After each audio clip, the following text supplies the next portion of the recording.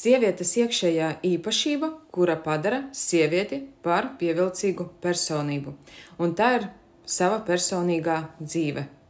Pat ja esi tu attiecībās, un tev nav bailīgi pavadīt laiku ar sevi vienatnē, tu zini, kā sevi nodarbināt, tu zini, kas tev patīk, tu zini, ko tu iesi un darīsi, lai piepildītu savus sapņus un mērķus, un tev vienai pašai nekad nav garlaicīgi ar sevi.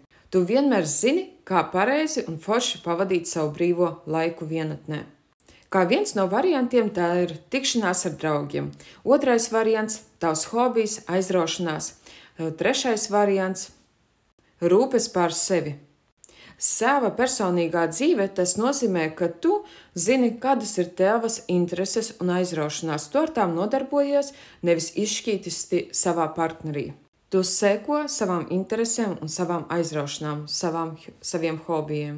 Tas nav tā, ka tu ik pēc 30 minūtēm zvani draugam vai vīrietim ik pēc 30 minūtēm tikai tamdēļ, ka tev nav ar ko sevi nodarbināt. Tad, kad tu zini, ka tavam vīrietim ir savas darīšanas, tev ir savas darīšanas, un kad jūs abi kopā pabeidzat, tad jūs tiekaties un brīnišķīgi pavadat kopā laiku. Nevajag vīrieti padarīt par visuma centru, dēļ viņa atteikties no savām interesēm, aizraušanām un piekāpties viņam, pielāgoties viņam, atteikties no saviem nospraustiem plāniem, atbilst viņa iegribām, piekāpties itin visā. Vīrietis tādā veidā uzreiz sajutīs manipulāciju pār tevīm, ja tu vienmēr un visur piekāpsies. Tāpēc vienmēr un visā izvēlies sevi savā personīgajā dzīvē.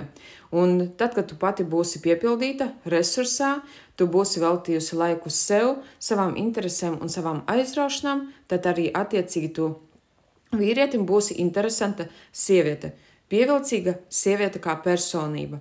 Tāpēc, ja vēlies uzzināt vairāk, kā darīt, ko darīt, kā pareizi piepildīt un izpildīt savas mērķus, sapņus saistībā ar attiecībām, tad aicinu tevi uz kursu Laimīgas attiecības pateicoties domu spēka praktikām. Linku tu atradīsi apakšā zem šī video. Piesakies un tiekamies jau šodien pirmajā nodarbībā.